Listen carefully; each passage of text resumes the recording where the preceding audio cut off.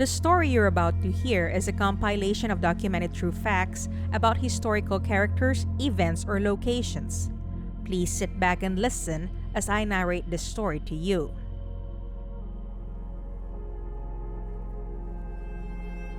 The legend of the Screaming Skull appears to be unique to Britain. Some Old English manors are home to an unusual resident, a mischievous spirit imprisoned inside a mysterious skull. Although the origin stories for the skulls vary, the problems that arise when the haunted skull is moved have a lot in common. This includes bad luck, poltergeist activity, and blood-curdling screams until their possession is returned. Here are some stories about screaming skulls. Myles Philipson, a justice of the peace who owned Calgarth Hall in Cumbria, wanted to add the land owned by a local couple to his already vast estate. They, however, refused to sell.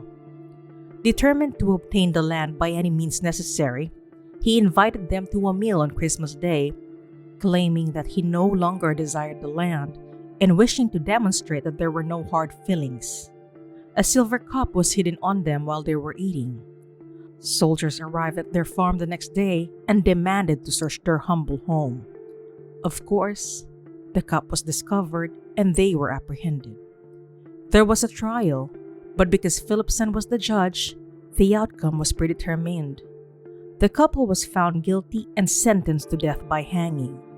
The woman cursed the Philipson family while standing on the scaffold. Two skulls mysteriously appeared at the hall shortly after the couple's death. Every night, terrible screams could be heard.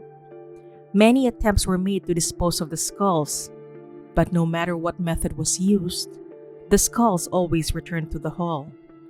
Philipson himself was never successful. He had lost all his money and his health had failed.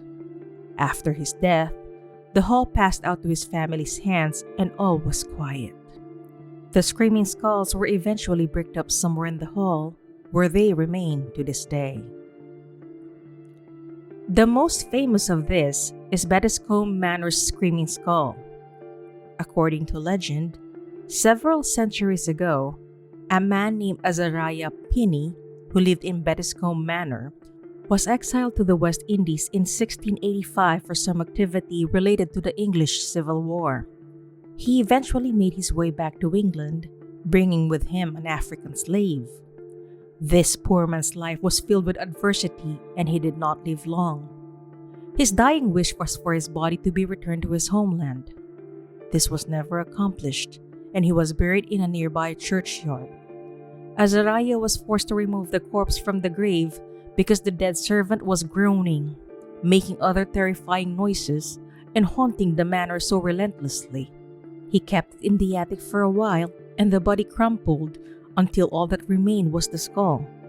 But the noises abruptly stopped. Many attempts to remove the skull have been made, and it has even been thrown into a pond. But each time, it has had to be returned to the house due to the screams and groans heard inside.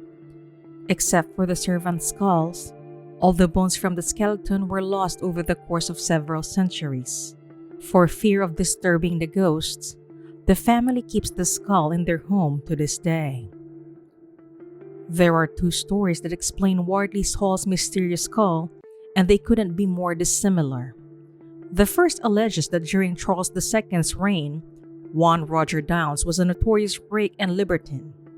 Downes was walking on London Bridge with some acquaintances one night in 1676 when he boasted that he would attack the next person he met. He kept his word, killing an innocent tailor. Unfortunately for the young blade, his next intended victim, a Thames waterman, was no pushover and not only got the better of him, but decapitated him and threw his body into the Thames. His severed head was returned to his sister at Wardley Hall in a macabre twist. The head was duly buried, but the raucous bachelor took to haunting the hall to express his displeasure at being displaced. As a result, his skull found a permanent resting place in a niche on the stairs, and Wardley's harmony was restored. However, when Roger Downes' coffin was opened in 1799, his head was discovered to be firmly attached to his body. The alternative origin story of the Wardley Hall skull is that it belongs to one Father Ambrose Barlow, a Catholic martyr, and this is the Catholic Church's point of view. Wardley Hall now serves as the residence of the Catholic Bishop of Salford. It was not a good thing to be seen as a Catholic in the 17th century, what with the Reformation and the Gunpowder Plot. Certain parts of the country, however, retained enclaves, Lancashire being one of them. Ambrose Barlow was said to be conducting Catholic Mass on Sunday, April 25th, when he was carried off to gaol by a mob led by a Protestant preacher. On September 10, 1641, he was hanged, drawn, and quartered. His head was displayed as a warning to others and set upon a spike in Manchester as was customary. A Catholic sympathizer eventually saved the head from this ignominious fate and returned it to Wardley Hall to be revered as a holy relic. It was lost for a time before being rediscovered in the 1740s, and the Screaming Skull legend quickly took hold. The continued presence of the skull was even made a condition of the lease to ensure its security. In his History and Antiquities of the County of Somerset, British historian John Collinson recorded a strange anecdote in 1791. Residents in one out-of-the-way parish had been haunted by Theophilus Brome, a local man who had requested that after his death, his head be returned to his farmhouse rather than be buried with the rest of his body, according to Collinson. The villagers initially agreed, but when they tried to remove Brome's skull from the house, they were met with shocking results. The skull allegedly screamed and moaned, piercing the villagers' ears with horrid noises, portentous of sad displeasure, until it was returned to the dead man's farmhouse. Years later, when the villagers attempted to rebury Brome's head, their spade split it in half, making it impossible to return Brome's head to the earth. Burton Agnes Hall is a stately home in Tudor mansion near Driffield in the East Riding of Yorkshire. Inigo Jones designed it and Rubens decorated it. During Elizabeth I's reign, the house was owned by Sir Henry Griffith's 3 daughters.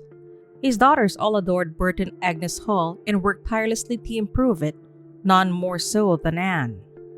Catherine Anne Griffith was the third and youngest sister. The story goes that Anne had been watching the construction of the new house and couldn't stop talking and thinking about it. It was to be the most beautiful house ever built. When it was nearly finished, Anne went to visit the St. Quintins at Harfam, about a mile away, but was attacked by highwaymen and left for dead near St. John's Well. She was returned to Burton Agnes, where she remained for several days in her beloved home. She told her sisters, sometimes delirious, sometimes rational, that she would never rest unless a part of her could stay in our beautiful home for as long as it shall last. She made them promise that when she died, her head would be severed and kept in the hall forever. If they failed to carry out this task, she vowed to return from the grave and make the house uninhabitable, and to placate her, they agreed. Her sisters felt they couldn't agree to such a grueling task after her death, believing their request was merely the ramblings of a dying mind.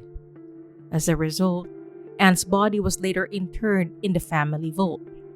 Strange and unexplained events began to occur shortly after Anne's death. Loud crashing noises were heard throughout the area, followed by doors slamming. This was soon followed by agonizing groaning sounds echoing through the corridors at night. The sisters had had enough of suffering and sought the advice of the local vicar, who advised them to keep the promise they had made to their dying sister. Anne's body was later exhumed from the vault. Except for her missing head, her body had remained in perfect condition. It was replaced by a hideous grinning skull. No further disturbances were heard after the skull was placed within Anne's beloved former home. However, a mischievous servant girl threw the head onto the back of a passing farm cart years later. The horse immediately came to a halt and refused to move. Despite the farmhand's firm lashing, the animal refused to budge. The servant girl eventually admitted what she had done, and the gruesome relic was returned to the house. There have been numerous attempts to get rid of it. Once it was thrown away, once it was buried in the garden, but the ghost always walked with great noise and upheaval. The skull is still in the house, probably in the great hall built into one of the old walls. Nobody knows for sure where it is, but she can now keep an eye on her beautiful home for however long it stands. Hey everyone! I just wanted to express how grateful I am that you took time out of your day to listen to my narration. This is Nikki of Twysted Mind, and I'd like to wish you a wonderful rest of your day. Salamat!